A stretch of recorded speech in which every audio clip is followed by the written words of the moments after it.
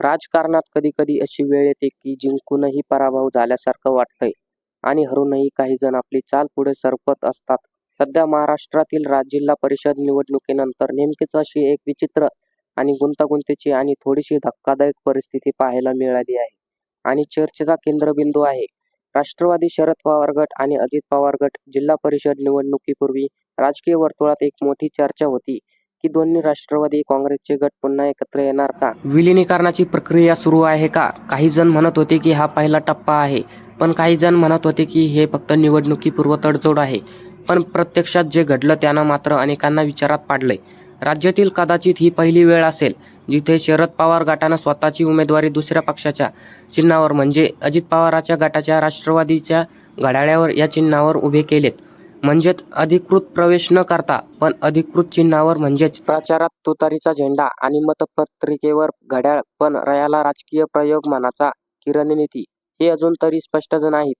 आणि या प्रयोगाचा परिणाम काय झाला तर काही ठिकाणी हे उमेदवार निवडून आले, पण इथे खरी गोष्ट घडली ती म्हणजे निवडणूक आल्यानंतर तांत्रिक दृष्ट्या ते उमेदवार आता अजित पवारांच्या राष्ट्रवादीत झालेत आणि त्यांचा शरद पवारांच्या राष्ट्रवादीशी अधिकृत संबंध संपलाय.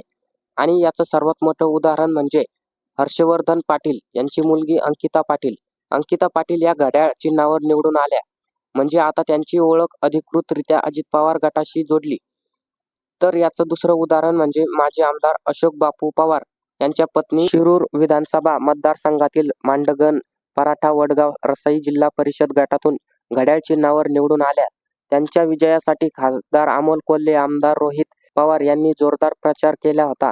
त्यांनी मोठ्या मोठ्या सभा घेतल्या, मतदारांशी संवाद साधला, घड्याळाला मत देण्याचं आवाहन केलं. पण निकाल लागल्यानंतर समोर आलं की ज्या उमेदवारांसाठी प्रचार केला आहे ते आता अधिकृतपणे दुसऱ्या गटाच्या झाल्या. म्हणजेच प्रश्न असा समोर येतोय की जे सगळं केलं ते रणनीतीचा भाग होता की दुसरं काही, किंवा मग राजकीय गरजेतून घेतलेला निर्णय आता त्यांच्यावरच उलटतोय. तर दुसरीकडे यात आणखी एक नाट्यमय गोष्ट आहे आणि ती म्हणजे शशिकांत शिंदे यांची सलग 4 निवडणुकीमध्ये पराभव. म्हणजेच खासदारकीमध्ये एकदा, तर विधानसभेला दोनदा आणि जिल्हा बँकेला एकदा. आणि या सर्व पराभवांमध्ये कोरेगावचे आमदार महेश शिंदे यांची भूमिका महत्त्वाची मानली गेली. त्यामुळे यावेळी शशिकांत शिंदे यांनी अक्षरशः पायाला भिंगरी बांधलेली होती. कोरेगाव आणि सातारा जवळकी मतदारसंघात तळागाळापर्यंत प्रचार केला. पण याचा परिणाम काय झाला तर कोरेगाव विधानसभा मतदारसंघातील 9 पैकी 6 जिल्हा परिषद जागा त्यांच्या बाजूने गेल्या. पंचायत समिती स्तरावर 12 पैकी 9 जागा जिंकल्या आणि महेश शिंदेंनी अवघी 1 जागा मिळाली. यावेळी राजकीय वर्तुळात चर्चा सुरू झाल्या की कोरेगावमध्ये शशिकांत शिंदेंना पुरोगामन पदला पूर्ण झाला.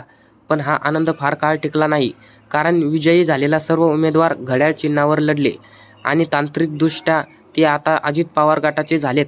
म्हणजे महेश शिंदेंनी ज्यासाठी लढा दिला ते बळ आता त्यांच्या हातात अधिकृतपणे राहिलेले नाहीत. दरम्यान दोन्ही गटातील नेत्यांच्या प्रतिक्रिया देखील तितक्याच महत्त्वाच्या ठरल्या. रोहित पवार म्हणाले की अजितदादा जिवंत होते तेव्हा त्यांच्या आदेशाने तुतारीचे कार्यकर्ते घड्याळावर लढले. दादांचे आदेश अंतिम होता.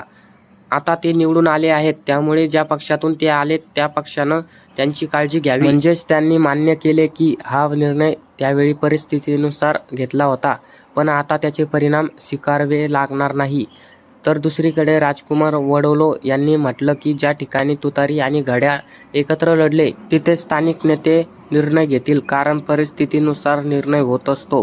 त्यांनी चंद्रपूरमधील वेगवेगळ्या युतीचे उदाहरण सुद्धा दिले. म्हणजेच राजकारणात कायमस्वरूपी शत्रू किंवा मित्र नसतात, तर ते परिस्थितीनुसार ठरत. त्यानंतर तर नरहरी झिरवळ यांनी तर स्पष्टच सांगून टाकलंय की जे घड्याळाबरोबर असतील त्यांना घड्याळाचे लोक सहकार्य करतील. म्हणजेच घड्याळावर निवडून आलेल्यांना अजित पवार गट आपल्यालाच सामावून घेणार हे स्पष्ट संकेत आहेत. पण या सगळ्यात मोठा प्रश्न असा आहे की सर्व प्रक्रियेनंतर शरद पवार गटाची अवस्था काय होईल? काही जण सर म्हणतात तेलही गेलं आणि तूपही गेलं, हाती राहिलं धुपाटणं.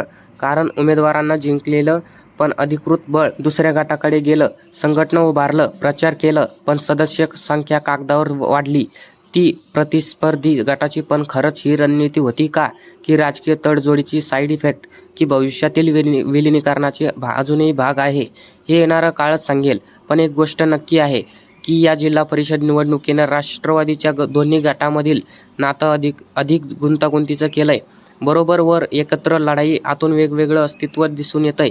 यातून मात्र एक लक्षात आलं की राजकारणात प्रत्येक चाल पुढच्या चालीसाठी असतो.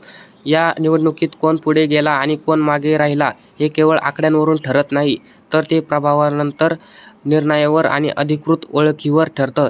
याबद्दल तुम्हाला काय वाटतं ते कमेंट करून नक्की सांगा आणि असेच व्हिडिओ बघण्यासाठी आपल्या महाराष्ट्राची बातमी या चॅनलला सबस्क्राईब करा. धन्यवाद.